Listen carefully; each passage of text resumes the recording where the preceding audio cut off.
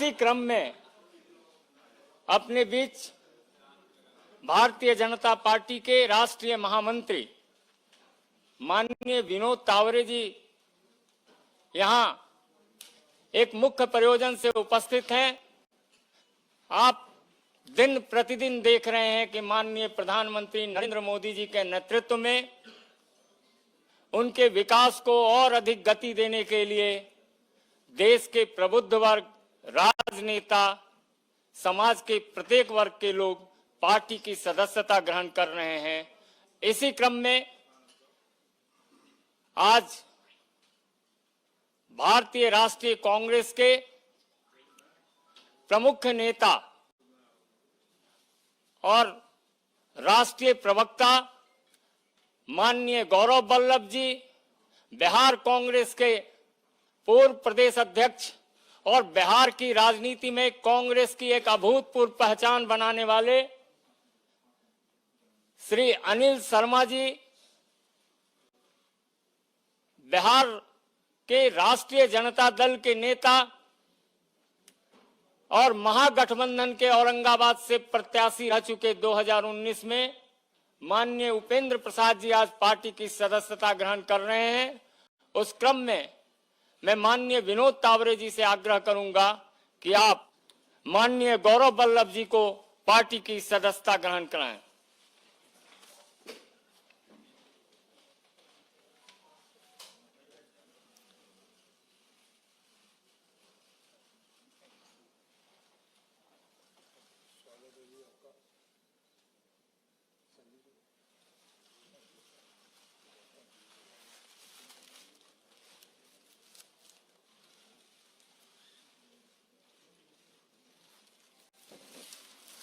मेरा आग्रह होगा बिहार कांग्रेस के पूर्व अध्यक्ष और छात्र नेता के रूप में अपनी अलग पहचान रखने वाले माननीय अनिल शर्मा जी को पार्टी की सदस्यता ग्रहण कराएं।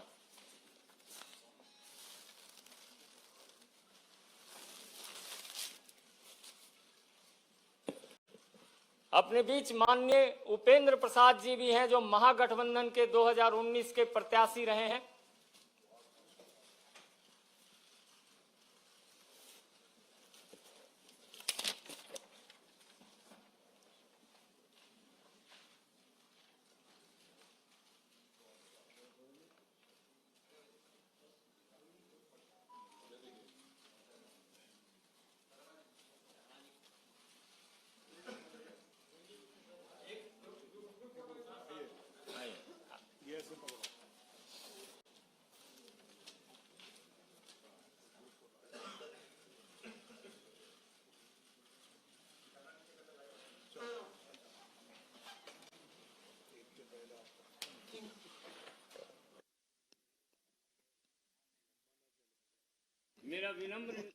मेरा विनम्र निवेदन है माननीय विनोद तावरे जी से कि आपको संबोधित करें और अपने नए साथियों का अभिवादन करें। माननीय विनोद तावरे जी। नमस्कार।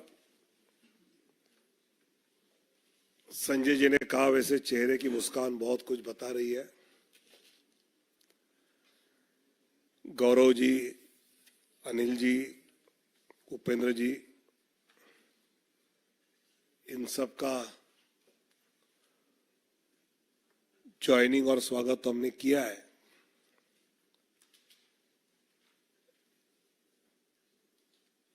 कल जैसे मैंने 3 सवाल पूछे, आज भी मैं पूछना चाहता हूं कि एक तरफ आदरणीय प्रधानमंत्री नरेंद्र मोदी जी नारी शक्ति का सम्मान करते हुए दिख रहे हैं। कोई बुजुर्ग महिला किसी कार्यक्रम में मंच पे आई तो चरण छूते हुए हमने प्रधानमंत्री जी को देखा है, लेकिन कांग्रेस में महिलाओं के प्रति क्या रवैया है समझ में ही नहीं आ रहा है। कभी उनकी प्रवक्ता कुछ बोलती है, कल सुरजेवाला जी ने जो वक्तव्य किया है एक बार कांग्रेस अपनी भूमिका साफ करे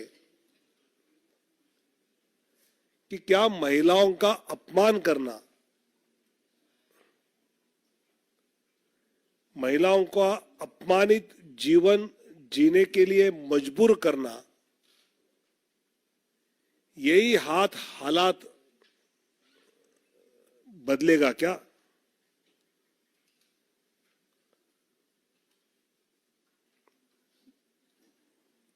ये कहीं कम लग रहा था तो छत्तीसगढ़ के कांग्रेस के नेता प्रतिपक्ष कह रहे हैं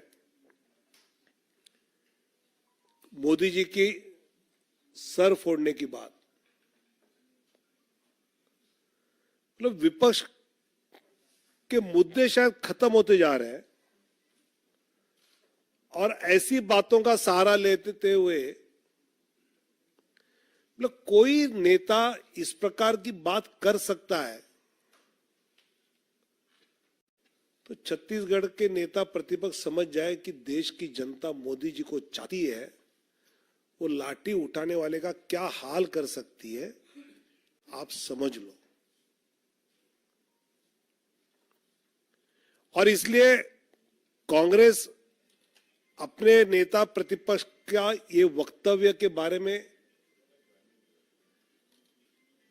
क्या कहना चाहती है वो हम सुनने के लिए उत्सुक हैं। और जिस कच्चा टीपू द्वीप की बात हमने कही थी, अब उसको लेकर कांग्रेस के सहयोगी एमडीएमके ने कहा है कि कांग्रेस ने तमिलनाडु की जनता से धोखा किया। ये घमंडिया गठबंधन के सदस्य ही कह रहे हैं, इसका जवाब राहुल जी क्या देंगे, ये सुनने के लिए हम उत्सुक हैं।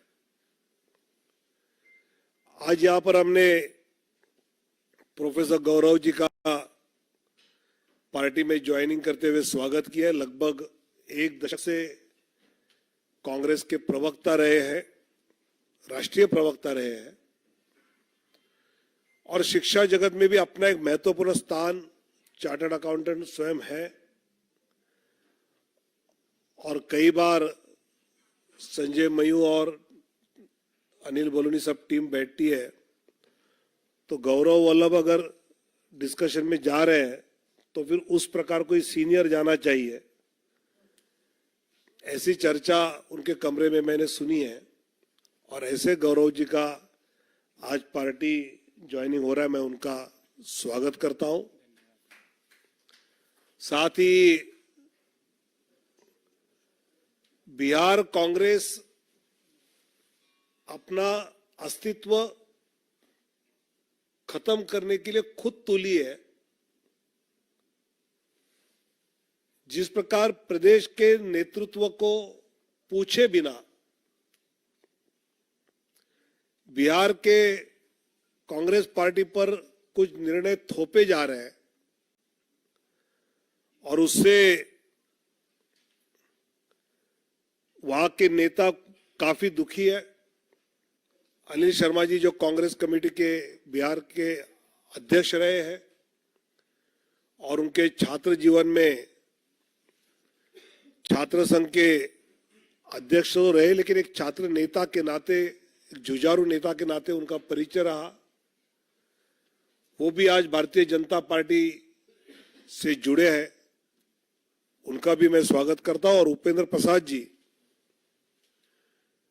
जो महागठबंधन के केवल प्रत्याशी नहीं तो एक उस बिहार के इलाके में एक शक्ति रही। आज उपेंद्र जी भी भारतीय जनता पार्टी में आदरणीय नरेंद्र मोदी जी के नेतृत्व में विकसित भारत की संकल्पना को मजबूत करने के लिए जुड़ चुके हैं। इन तीनों का मैं स्वागत करता हूं और इन तीनों के आने से मैं मानता हूं कि गौरव जी है, अनिल जी है, उपेंद्र जी है, इन तीनों के पार्टी प्रवेश से पार्टी को तो बल मिलेगा, लेकिन उनकी क्षमताओं का उपयोग करते हुए हम जो विकसित भारत की संकल्पना लेकर चल रहे हैं उस पर और गति से चल पाएंगे, ये मुझे विश्वास है। धन्यवाद। मेरा निवेदन होगा माननीय गौरव वल्लभ जी से कि आपको संबोधित करें।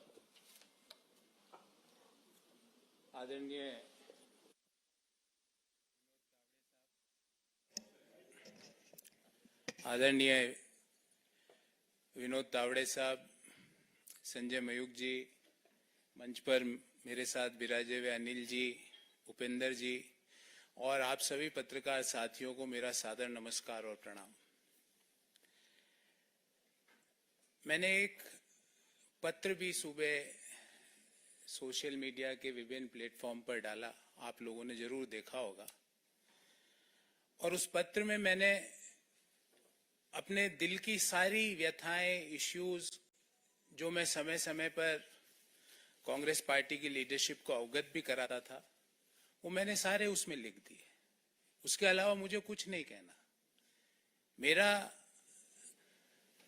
दृष्टिकोण शुरू से यह रहा है कि भगवान श्री राम का मंदिर बने, न्योता मिले और हम न्योते को कांग्रेस पार्टी लिख के भेजे कि हम नहीं जाएंगे, मैं इसे स्वीकार नहीं कर सकता।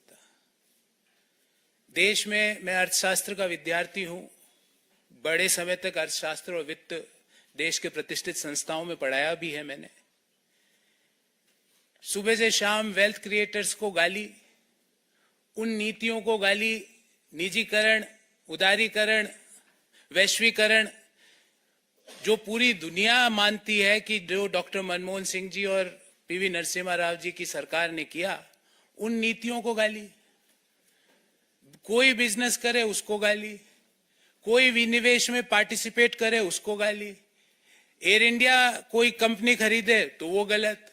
तो मुझे लगता है कि कहीं ना कहीं जो नीतियां हैं और जो इश्यूज हैं उसको कांग्रेस पार्टी टैकल करने में कहीं ना कहीं बड़े गैप उसके अंदर आ रहे हैं। और मैंने अपनी चिट्ठी में भी यही लिखा है। और मैंने प्रमुख कारण यह बताया कि मेरे में इतनी ताकत नहीं है कि मैं सुबह से शाम बैठकर वेल्थ क्रिएटर्स को गाली देता फिरूं, मैं नहीं दे सकता। मेरे में इतनी ताकत नहीं है कि जब सनातन धर्म के ऊपर सवाल उठाए और मैं चुपचाप बैठ जाऊं, मेरे से नहीं होगा। कांग्रेस पार्टी के नेताओं ने, कांग्रेस पार्टी के जो अलायंस पार्टनर्स हैं, उन्होंने सनातन धर्म के ऊपर बड़े बड़े प्रश्न उठाए, क्यों उसका जवाब नहीं दिया गया? एक इश्यू तो आप छोड़ नहीं सकते ना, उस इश्यू को तो आपको जवाब तो देना पड़ेगा। मैंने सारे विस्तार से ये सारी बातें इस चिट्ठी में लिखी है। मैं आदरणीय संजय मयूख जी से आग्रह करूंगा कि मेरी इस चिट्ठी की एक प्रति आपको जरूर दें, ताकि आपको पता लगे कि मेरा इश्यू बेस्ड रिजर्वेशंस क्या थे। और मैं महाभारत के इस छंद से अपने आप को हमेशा रेगुलेट और डायरेक्ट करता हूं, जो मैंने इस चिट्ठी में भी लिखा है। धर्म एवं हतो हंति धर्मो रक्षति रक्षित, तस्य धर्मो न हंतव्यो मा नो धर्मो हतो वधित। अर्थात धर्म के मामले में आप चुप्पी साध लो, जो गालियां दे रहे हैं सनातन को आप चुप्पी साध लेते हो, वेल्थ क्रिएटर्स को जो गाली दे रहा है आप चुप्पी साध लेते हो, और उल्टा गालियां दे रहे हो। देश में वेल्थ क्रिएशन जुर्म नहीं हो सकता। देश में जो नीतियां उदारीकरण की, निजीकरण की, वैश्वीकरण की नीतियां हैं, वो गलत नहीं हो सकती। आज आप इसलिए उन चीजों को गलत बोलते हो क्योंकि वो एक ऐसे व्यक्ति उन चीजों को आगे लेके जा रहा है जिनको आपको सुबह से शाम गाली देनी है। मैंने कम से कम 300-400 प्रेस वार्ताएं करी है साथियों, आपने भी कहीं ना कहीं मुझे जरूर देखा होगा। मैंने इश्यू बेस्ड रिजर्वेशंस पे बात करी है, व्यक्ति परक्ष आरोप आलोचनाएं नहीं करी है। व्यक्तियों के बारे में राजनीतिक पार्टियों पे आक्षेप नहीं होते, राजनीतिक पार्टियां आइडियोलॉजीज पर आधारित होती है, और जो आइडियोलॉजीज पर मैं ये सोच के कांग्रेस पार्टी जिस आइडियोलॉजी को सोच के मैंने ज्वाइन किया था कि नए आइडियाज का, इंटेलेक्चुअल आइडियाज का, नए सोच का वहां पर सम्मान होगा, पर नए सोच का, नए आइडियाज का, नए लोगों को सम्मान छोड़ के क्रश करने की प्रक्रिया भारत को आगे नहीं ले जा सकती। और अल्टीमेटली हमारी आइडियोलॉजीज, पार्टीज की, पॉलिटिकल राजनीतिक पार्टियों की आइडियोलॉजीज अलग अलग हो सकती है, पर एक आइडियोलॉजी जो हम सबको जोड़ती है वो भारत को आगे ले जाने की आइडियोलॉजी, और उसी आइडियोलॉजी को ध्यान में रखते हुए जो विकसित भारत की जो संकल्पना है उसको आगे ले जाने के लिए जो आइडियोलॉजी ने मुझे आकर्षित किया, और मैंने आज भारतीय जनता पार्टी ज्वाइन करी। मुझे उम्मीद है मैं अपनी योग्यता का, अपने ज्ञान का, अपनी समझ का प्रयोग भारत को आगे ले जाने में जरूर भारतीय जनता पार्टी के माध्यम से कर पाऊंगा, और मैं अति प्रसन्न हूं। मैंने मेरी दिल की बात सारी लिख दी है, इससे ज्यादा ना तो मुझे किसी के व्यक्ति के बारे में टीका टिप्पणी करनी है। जो इश्यूज, और ये इश्यूज मैंने ऐसा नहीं कि पहली बार उठाए, पार्टी के हर पटल पे इन इश्यूज को मैंने समय समय पर उठाया और बेरोक टोक उठाया, पर जब आप इनको नजरअंदाज कर रहे हो तो मुझे लगता है कि भारत को आगे ले जाने में आपका कंट्रीब्यूशन नहीं है, और जब मैं अपना कंट्रीब्यूशन भारत जैसे महान देश को आगे ले जाने में नहीं दे सकता तो मैं वहां रहकर कुछ नहीं कर सकता। इसलिए मैंने प्रधानमंत्री नरेंद्र मोदी जी के विकसित भारत की संकल्पना को आधार बनाकर देश को आगे ले जाने की, जो डेवलप्ड नेशन बनाने की जो मोदी जी का सपना है, उसको साकार करने के लिए जो भी मेरे से योगदान होगा वो मैं पूर्ण रूप से दूंगा। इससे ज्यादा मैं आज आपसे कुछ नहीं कहना चाहता। बहुत बहुत धन्यवाद, बहुत बहुत धन्यवाद तावड़े साहब, संजय जी और आप सभी लोगों को जिन्होंने मुझे ये अवसर दिया।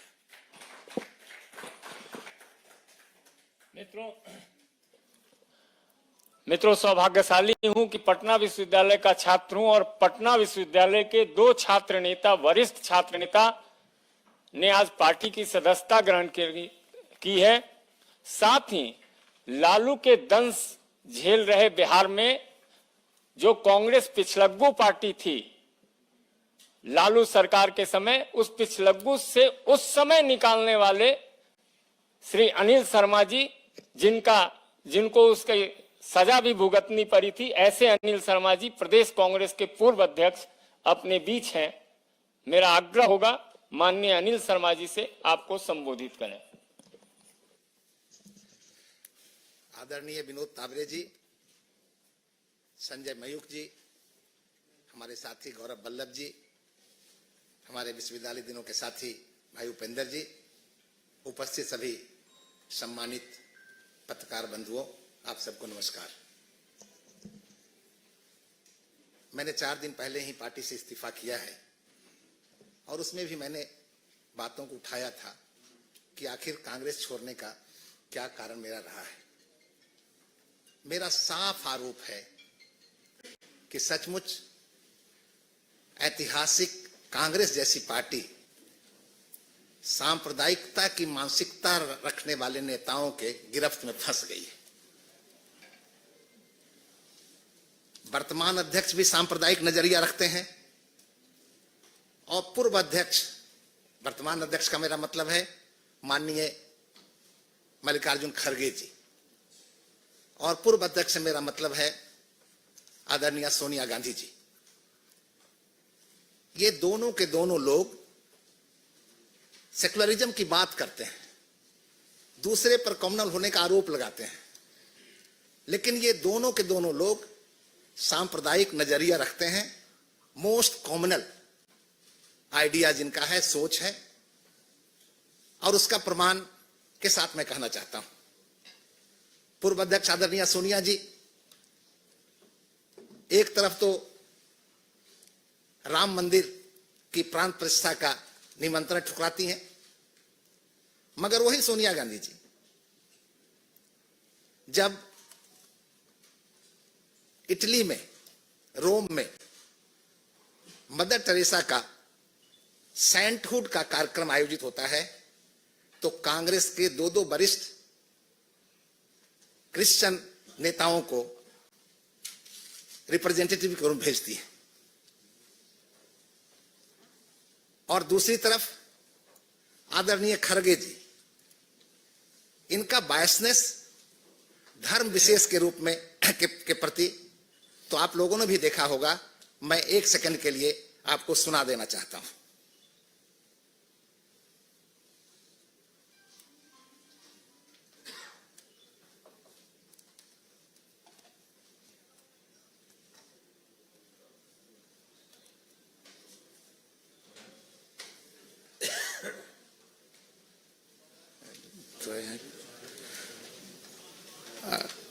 जिसमें उन्होंने कहा है कि अगर नरेंद्र मोदी का राज आएगा तो देश में सनातन का राज आएगा।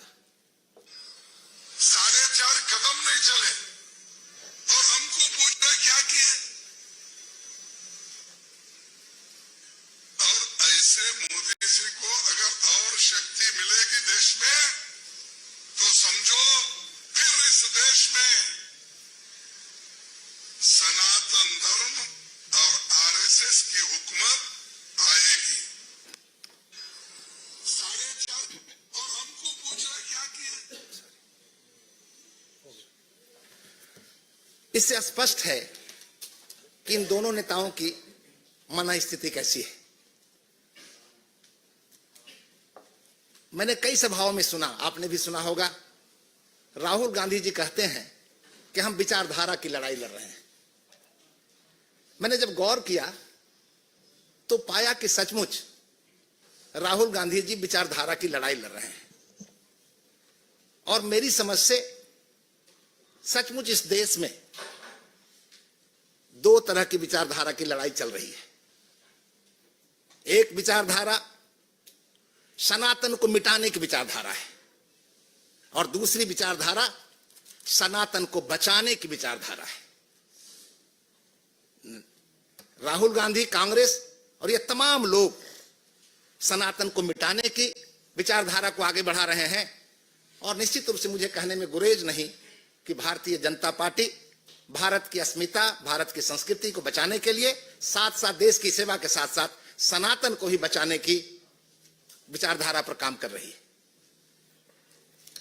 मैं इस बात को मानता हूं कि भारत की आत्मा सनातन है। जिस तरह से शरीर से आत्मा निकल जाती है तो मानव शरीर निर्जीव हो जाता है, उसी तरह से दुर्भाग्य से कहीं भारत से सनातन का खात्मा हो गया तो भारत भी एक मृतप्राय देश जैसा रह जाएगा। और इसीलिए जब मैंने पार्टी से इस्तीफा किया तो मेरे सामने सवाल था कि क्या मुझे सनातन विरोधियों का साथ देना है या सनातन बचाने की जो लड़ाई लड़ रही ताकतें हैं उनका साथ देना है। और इसीलिए मैंने तय किया कि मुझे देश की सेवा के साथ साथ, समाज की सेवा के साथ साथ सनातन की भी रक्षा करनी है, सनातन की भी सेवा करनी है, और इसलिए मैं भारतीय जनता पार्टी में शामिल होने का फैसला किया है। मैं एक सनातनी हूं, जनेऊधारी सनातनी हूं, वैसा जनेऊधारी नहीं जो अपने कपड़े के ऊपर से जनेऊ पहनता हो। हमारे पास तो बाजाबता यज्ञोपवीत संस्कार के साथ मिला हुआ यज्ञोपवीत है। मगर आज देश में एक बड़े समुदाय को गुमराह करने के लिए जनेऊ धारण करने की बातें चलती हुई आप देखते हैं। पिछले दिनों राहुल गांधी ने अपनी यात्राओं में हर जगह कहा कि मैं मोहब्बत की दुकान लगाना चाहता हूं। जो शांति प्रिय लोग हैं, जो प्रेम मोहब्बत से रह रहे हैं, उनको तो मोहब्बत की दुकान की जरूरत नहीं है। मोहब्बत की दुकान तो उनको चाहिए जो नफरत की मानसिकता से जी रहे हैं और दूसरे की शांति को भंग कर रहे हैं।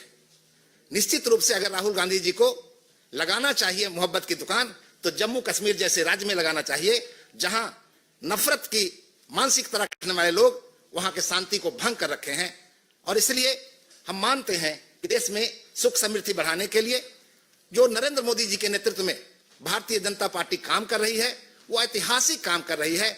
और जो सपना है भारतीय जनता पार्टी का, नरेंद्र मोदी जी का, वो सपना निश्चित रूप से देश की जनता का जिस तरह से झुकाव है, समर्थन है, वो पूरा होगा। उसमें हमारे जैसे लोगों की भी गिलहरी का प्रयास योगदान के रूप में आ सकता है, तो वो करने में मुझे प्रसन्नता हुई है। इसलिए मैंने भी भारतीय जनता पार्टी में शामिल होने का फैसला किया है। बहुत बहुत धन्यवाद आपको। मेरा निवेदन होगा, शिक्षा नीति की लड़ाई लड़ने वाले छात्र नेता और महागठबंधन के पूर्व प्रत्याशी श्री उपेंद्र प्रसाद जी से आपको संबोधित करें।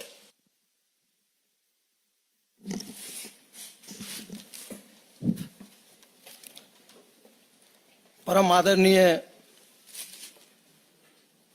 भारतीय जनता पार्टी मुख्यालय प्रभारी एवं राष्ट्रीय महामंत्री बिहार के प्रभारी आदरणीय विनोद तावड़े जी, हमारे साथ आए हुए प्रोफेसर गौरव वल्लभ साहब, हमारे बड़े भाई अनिल शर्मा जी, हमारे साथ संगठन में काम किए हुए भाई संजय मयूख साहब, और यहाँ पर इस सभागार में उपस्थित लोकतंत्र के सजग प्रहरी पत्रकार बंधुओं, साथ ही मैं आपको बता दूं कि अभी माननीय प्रधानमंत्री जी और भारतीय जनता पार्टी की जो सरकार है, बिहार के भारत रत्न और गरीबों के मसीहा जननायक कर्पूरी ठाकुर जी को जो भारत रत्न दिया है, उन्हीं कर्पूरी ठाकुर जी के प्रेरणा से मैं राजनीति में प्रवेश किया था। उस समय में नया नया पटना विश्वविद्यालय का छात्र हुआ था और उन्हीं के प्रेरणा से हमें पटना विश्वविद्यालय का अध्यक्ष भी बनाया गया था और तब से मैं राजनीति में सक्रिय रहा।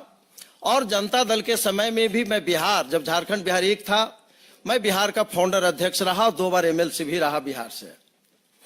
लेकिन उस समय जो हमारे मन में जो अरमान थी, जो कर्पूरी ठाकुर जी से हमने जो सीखा था और जो डॉक्टर लोहिया को पढ़ा था, डॉक्टर लोहिया को तो देखने का अवसर नहीं मिला, कर्पूरी जी के साथ काम करने का अवसर मिला। कर्पूरी जी हमें कहा करते थे, विद्यार्थी जी कह के संबोधित करते थे, और हमें बोला करते थे कि विद्यार्थी जी महीना में 2 दिन आपको समय देंगे, आप मेरा उपयोग जिस ढंग से करें।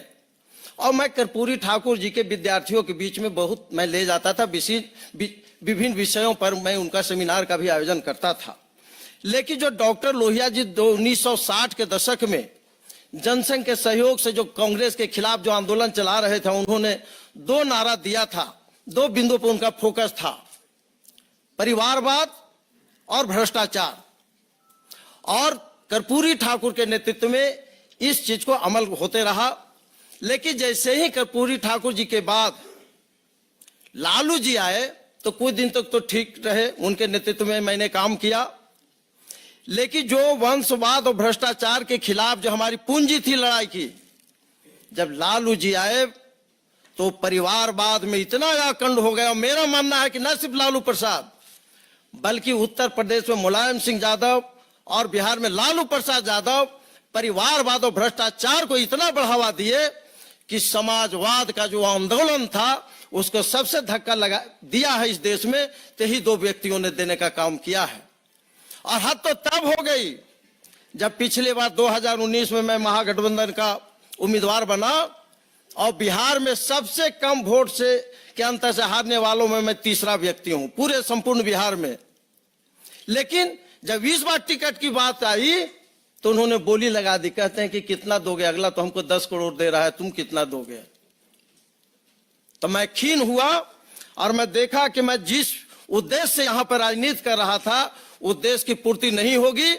और सचमुच में जहां लोकतंत्र है, जहां कार्यकर्ताओं का मान और सम्मान है और विकसित भारत और सभ्यता और संस्कृति का जो हम गर्व करते हैं, दुनिया के सामने सर उठाकर चलते हैं, उस सभ्यता और संस्कृति की रक्षा यदि कहीं होगी तो भारतीय जनता पार्टी और आदरणीय नरेंद्र मोदी जी के ही नेतृत्व में संभव है। इसलिए हमने राष्ट्रीय जनता दल से इस्तीफा त्याग पत्र देते हुए आज विनोद तावड़े जी की उपस्थिति में, भाई संजय मयूख जी की उपस्थिति में मैं भारतीय जनता पार्टी का सदस्य बनने के लिए मैं यहाँ पर उपस्थित हूँ और मैं अपनी संपूर्ण ऊर्जा का इस्तेमाल पार्टी को मजबूत करने, समाज और देश को विकसित करने में मैं लगाने का काम करूंगा। इसी संकल्प के साथ मैं यहाँ पर आया हूँ और मैं इसी के साथ मैं अपनी बात को समाप्त करता हूँ। जय हिंद।